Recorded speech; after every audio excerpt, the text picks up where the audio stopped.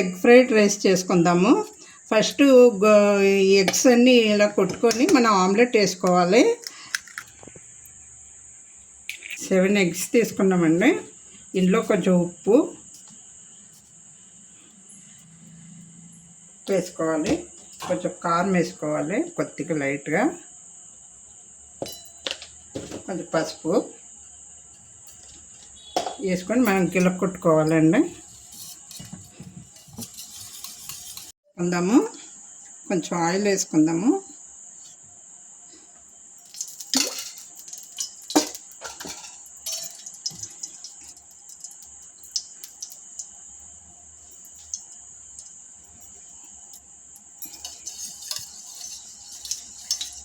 నూనె కొంచెం కాగిందండి, ఆమ్లెట్ వేసుకుందాము.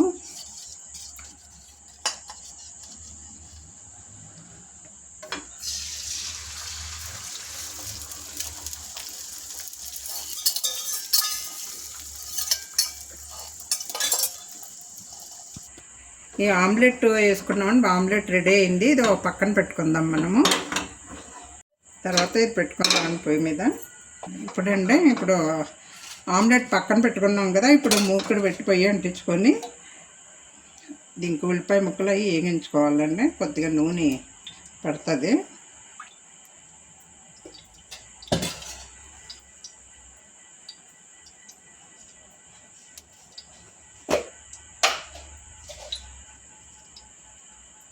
కొంచెం జీలకర్ర వేసుకోవాలి.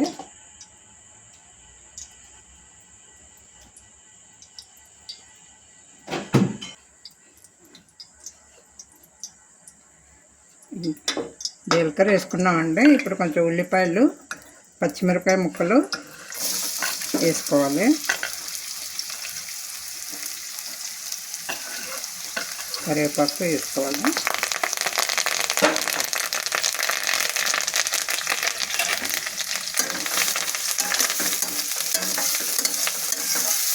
అది వేగాలండి. ఈ ఉల్లిపాయలు వేగిపోయినాయండి. ఇందులో ఇప్పుడు మనం ఒక 2 చిన్న టమాటా ముక్కలు చిన్నగా కోసుకొని వేసుకోవాలి. కొంచెం పసుపు, కొంచెం అల్లం వెల్లుల్లి పేస్టు,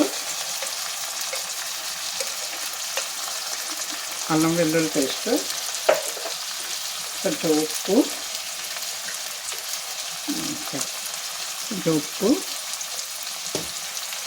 కొంచెం కొత్తిమీర వేసుకొని కలిపెట్టుకోవాలి. ఇదండి తాలింపు వేగిపోయింది. టమాటాలు, ఉల్లిపాయలు అన్నీ మగ్గిపోయినాయి. టమాటాలు అవి మగ్గిపోయినాయి. ఇందులో మనం కొంచెం మసాలా పొడి వేసుకోవాలి. కొద్దిగా 1 స్పూన్ మసాలా పొడి వేసుకోవాలి.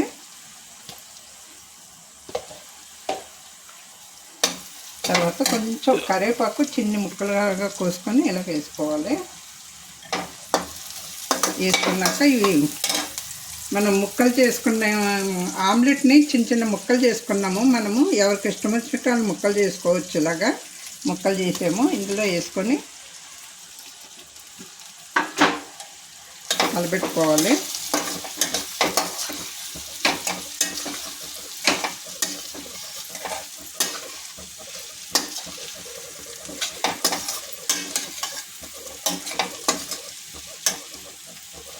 ఇందులో బాగా కలిసిపోవాలండి.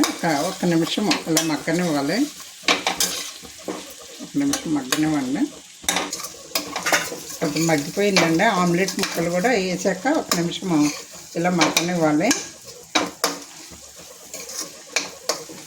ఇప్పుడు ఇందులో అన్నం వేసి ఇప్పుడు అన్నము పక్కన పెట్టుకున్నామండి. పొడి పొడిలాగా చేసుకున్నాము. ఇప్పుడు ఇందులో ఇది వేసుకొని కలుపుకోవాలి. మనం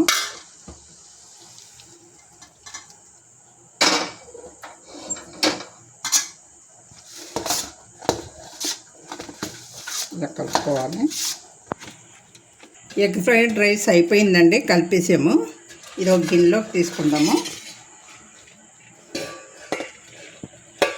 ఎగ్ ఫ్రైడ్ రైస్ రెడీ అయిపోయిందండి. ఎగ్ ఫ్రైడ్ రైస్ గిన్నెలోకి తీసుకుందాము.